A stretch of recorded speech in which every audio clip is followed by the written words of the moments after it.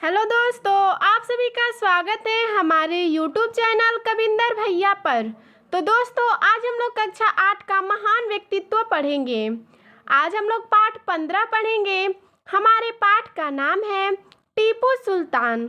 तो आज हम लोग इस पाठ का सारांश देखेंगे। आइए देखते हैं इस पाठ का सारांश। टीपू सुल्तान का जन्म सन 1753 ईस्वी में हुआ। ये जो टीपू सुल्तान है, इनका जन्म 1753 ईस्वी में हुआ था। इसके पिता का नाम हैदर अली था। इनके पिताजी मैसूर के शासक थे। देखिए दोस्तों, इन टीपू सुल्तान के पिता का नाम हैदर अली था और ये जो इनके पिताजी थे वो मैसूर के राजा थे। ठीक है, शासन करने वाले शासक थे, अर्थात राजा थे। उन्होंने मैसूर राज्य की सीमा की काफ़ी विस्तृत किया। देखिए दोस्तों, ये जो इनके पिताजी थे, उन्होंने मैसूर राज्य को, उनकी सीमा को काफ़ी ही विस्तृत, अर्थात बहुत ही विस्तृत से किया था। ठीक है, आगे देखते हैं। टीपू सुल्तान की अवस्था जब 30 वर्ष थी, हैदर अली की मृत्यु हो गई। इस लाइन का यह कहने का तात्पर्य है कि जब टीपू सुल्तान 30 वर्ष के थे तो इनके पिताजी अर्थात हैदर अली की मृत्यु हो गई थी। आगे देखते हैं। पिता की मृत्यु के बाद टीपू सुल्तान मैसूर के शासक बना। देखिए दोस्तों, जब पिता की मृत्यु हो गई तो टीपू सुल्तान जो था वो मैसूर का राजा बन गया।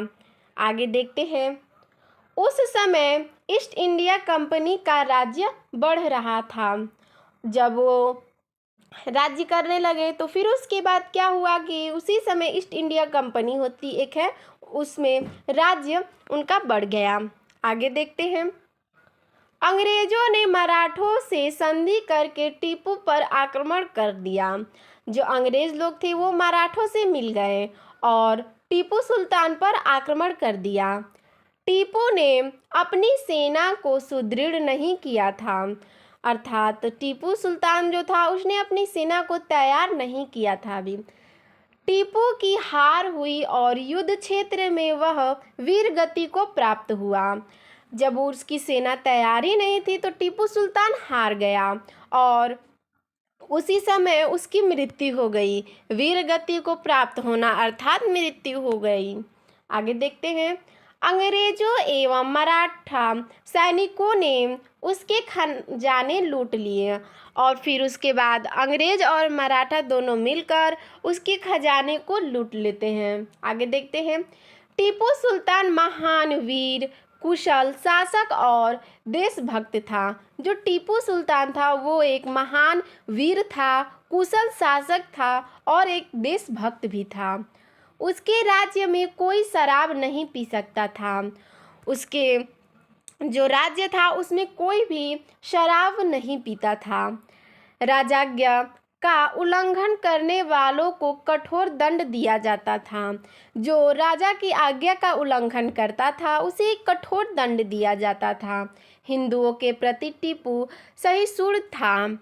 ठीक है, हिंदुओं के प्रति जो टीपू सुल्तान था वो सहिष्णु था। देखिए दोस्तों, हमें इस पाठ से शिक्षा मिलती है कि देशभक्त प्राणों से भी प्रिय होती है। जो देशभक्ति होती है वो प्राण से भी प्रिय होती है। ठीक है, इसको होनी ही चाहिए। देखिए, देशभक्ति प्राणों से भी प्रिय होनी चाहिए, अर्थात जितने हम अपने प्राणों से प्रिय हैं उससे कई गुना ज़्यादा हमें देशभक्ति का सम्मान करना चाहिए, उसे प्रेम करना चाहिए। ठीक है, तो दोस्तों, आपको हमारा यह वीडियो कैसा लगा हमें कमेंट में ज़रूर बताइएगा। धन्यवाद।